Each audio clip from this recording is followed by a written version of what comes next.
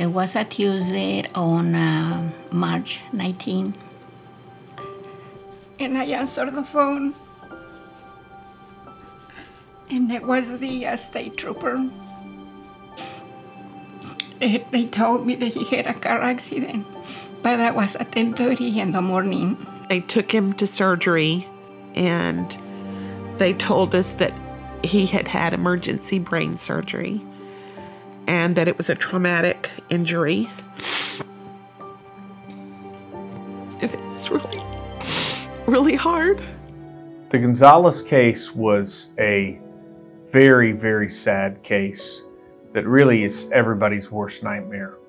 Mr. Gonzalez, 67 years old, hardest working man in town who worked 2 jobs most of his adult life, was driving to work on the highway one morning before the sun had even come up, a route he'd driven many, many times before. But on that day, there was a new road construction project. Didn't have proper signage on the road. And the company doing the construction on the road had milled down one of the asphalt lanes, removing the asphalt so that there were uneven lanes on the roadway between 2 lanes traveling in the same direction. Under the contract with the state of Texas, the company was required, because of the height differential, to close that lane so that it wouldn't be open to the public, and to take other steps to make it safe, including to slope it off. But unfortunately, that didn't happen. Now, because it was dark and because there wasn't proper signage, Mr. Gonzalez didn't know the dangers that were up ahead. But as he was proceeding to merge lanes in an area of the highway where he had to get over because the lanes merged together, Mr. Gonzalez changed lanes that morning in the dark from left to right. And as he changed lanes from left to right, his tire caught that uneven ledge in the roadway, spun his car off the road.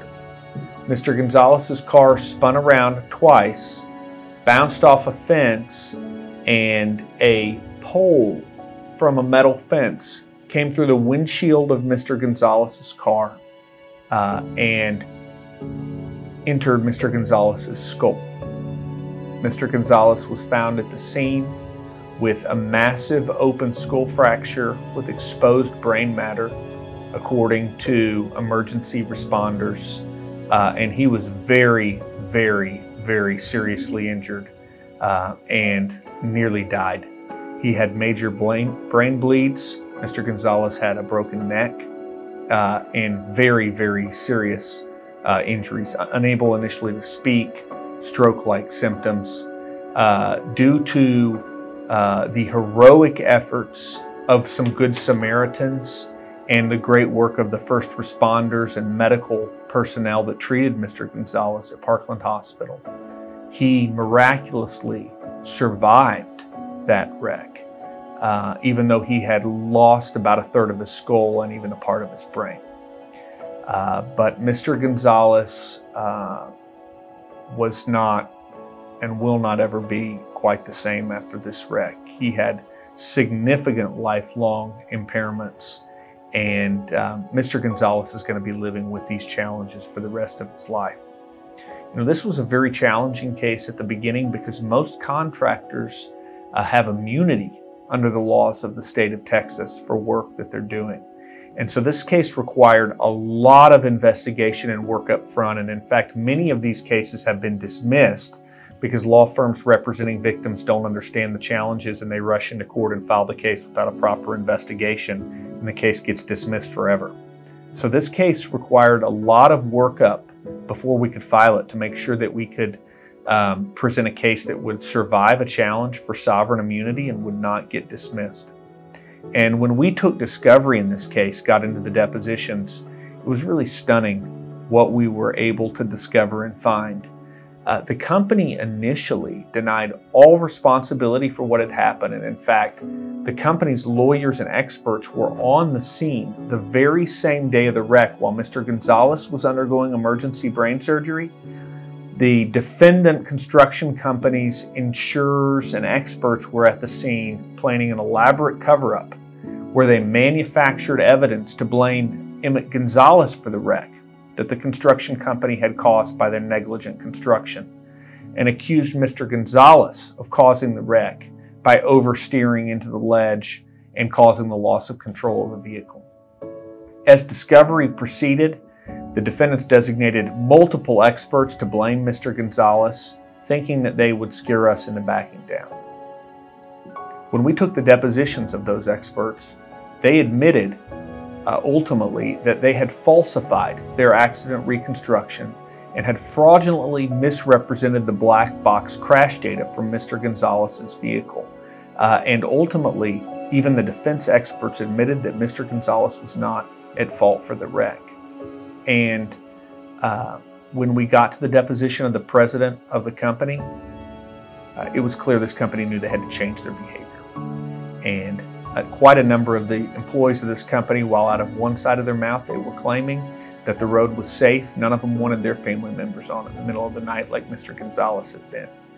And this was a very important case because I do feel confident, I can't say this in every case, but I do feel confident in this case that this construction company learned a lesson that they've taken to heart, and that we, as a result of this case, are going to make sure that Mr. Gonzales, well, he'll never be the same, is going to be comfortably and appropriately medically taken care of for the rest of his life, and his family will be too.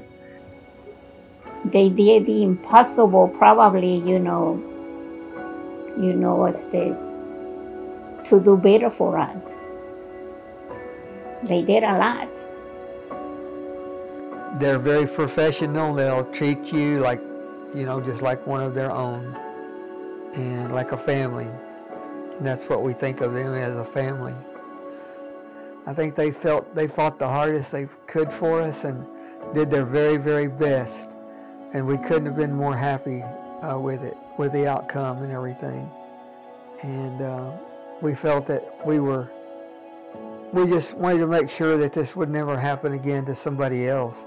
And so while this is just a horribly sad case and no one can ever make Mr. Gonzales 100% of what he was before this tragedy, I think the Gonzales family has reason to be proud that they have taken action to help protect other Texas families, and we're honored and privileged to be able to represent the Gonzales family, just salt of the earth people, in this very important case, and are privileged and honored to be able to get this type of outcome that will take care of this family and help protect other families as well.